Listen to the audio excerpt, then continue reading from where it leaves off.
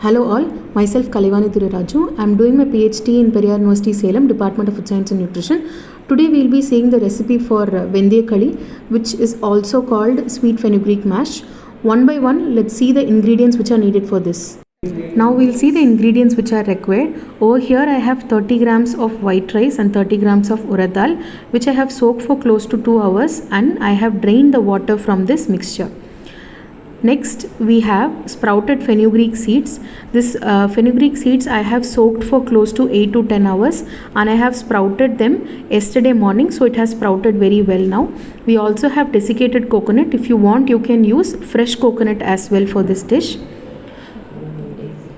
Next we have palm jaggery. This is around 60 grams of palm jaggery. We are going to make a syrup out of this and use for sweetening this dish. And in this dish, instead of using badam or cashews, we are going to use melon seeds, which are very cost effective, but still they give the same crunch as the other nuts. And 15 ml of sesame oil, cold pressed sesame oil I am using for this dish, and other 50 ml of desi cow ghee. Next we have cardamom powder. This is for flavoring the dish again, and dry ginger powder is also going to be used as a flavoring agent in this dish. And we have a little bit of pink Himalayan salt. This is for boosting the sweetness of palm jaggery, and a little bit of lime also. So these are the total ingredients which are required for making this ENIPU VENDHIYA. In a mixer jar, I am going to add the soaked white rice and urad dal together, and along with this we will be adding the sprouted fenugreek also. We will add a little bit of water and make a smooth paste out of these three ingredients. We have now made a paste, and see the consistency, it should be silky smooth, then only the dish will be good. Now we will make palm jaggery syrup. For that, heat a kadai and add half a cup of water to the palm jaggery that we have already measured. We are doing this in order to remove the impurities which may be present in palm jaggery. Just boil the syrup and pass it through a sieve to remove the impurities. Now heat a iron kadai over low heat and add half a teaspoon of sesame oil to it, and the paste which we have already prepared, add it also into the kadai and stir continuously to avoid sticking to the bottom of the pan. We are using iron kadai for this recipe in order to improve the iron content of the dish.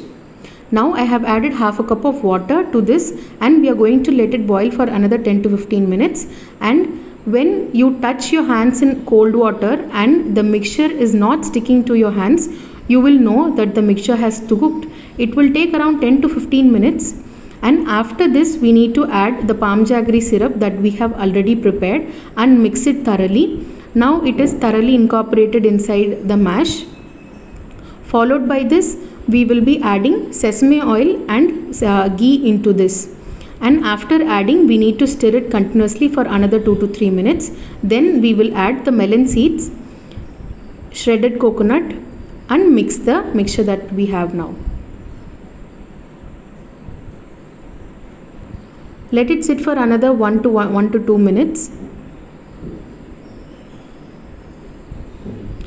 Now for flavoring the dish and also to increase the sweetness, we'll add a little bit of Himalayan pink salt, then a wedge of lime also.